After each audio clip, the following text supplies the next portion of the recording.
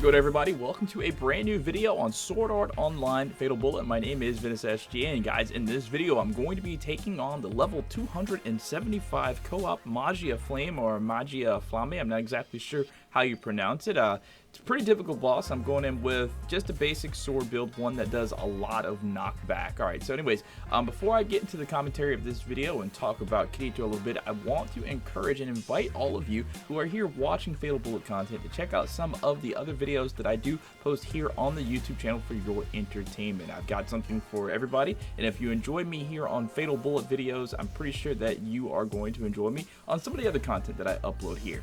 And as a question I just want to pose to you, I do want to do a Jedi Fallen Order playthrough, but I want to know what you guys think in terms of a playthrough. Should I just do boss fights or should I do the full playthrough? I did a video premiere earlier today on the zombies game that I've played, and I asked some people that showed up to the live premiere if I should do a full playthrough, and a lot of people said do the full playthrough. So I want to know from the Fatal Bullet audience, the ones that actually really support this channel, what would you rather see, full playthrough or just boss fights? Let me know down in the comment section.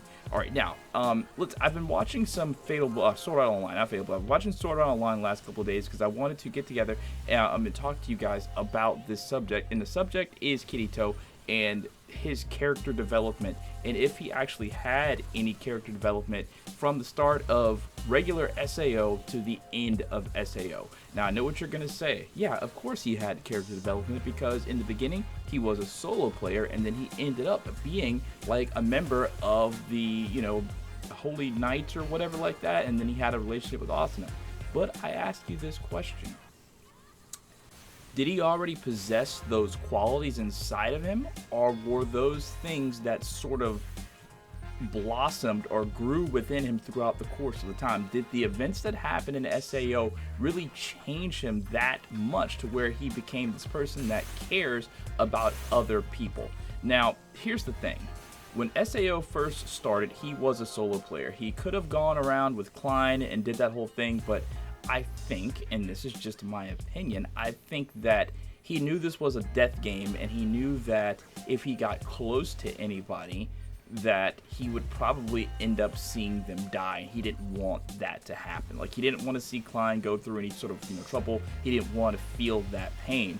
And then eventually throughout the series, he allowed that to happen. Or maybe it was an eventuality that was going to happen, and he was trying his best to avoid that from happening. So that in and of itself lets me know that maybe he did already possess those qualities, because when you start thinking about the other SAO games, when I think Lievre, his sister, yeah, Lievre's his adopted sister or whatever, you know, I seriously doubt that he was a cold-hearted solo player in real life, quote-unquote real life, whenever he had a sister, because his sister really cared about him, and obviously whenever he got out of his Sword Art Online induced coma, he was, you know, back reunited with his sister, with his family. As a matter of fact, he even talked about it in SAO that, you know, he had his family that was sort of, you know, watching out for him, and they're gonna sort of, you know, care for him. So that just leads me to believe that Kazuto Kirigaya, I think that's his name, don't roast me, I'm pretty sure that's how you pronounce it.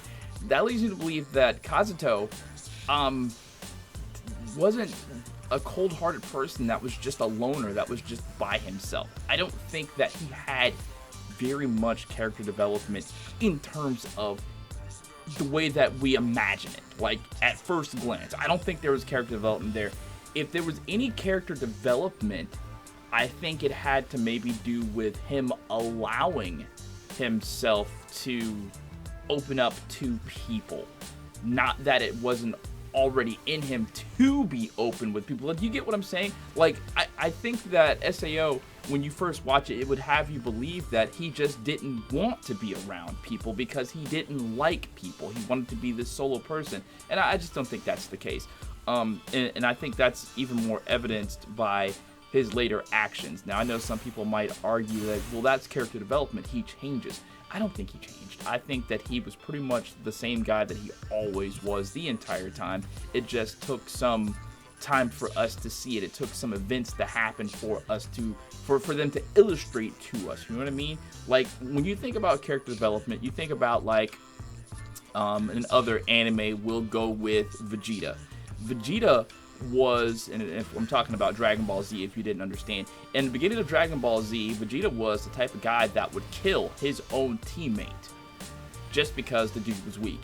He turned from this cold-hearted killer to the person who just loves Bulma, a human, loves his son, Trunks, who literally humiliated himself in front of the Destroyer Beerus by doing some stupid dance. That's where I lost all respect for Vegeta. So when you talk about character development, you talk about a character changing, not something that was always in them.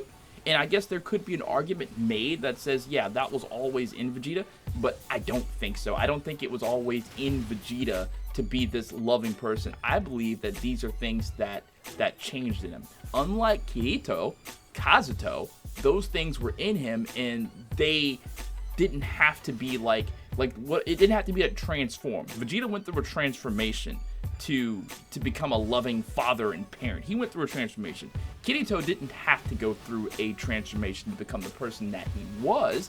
He was always that.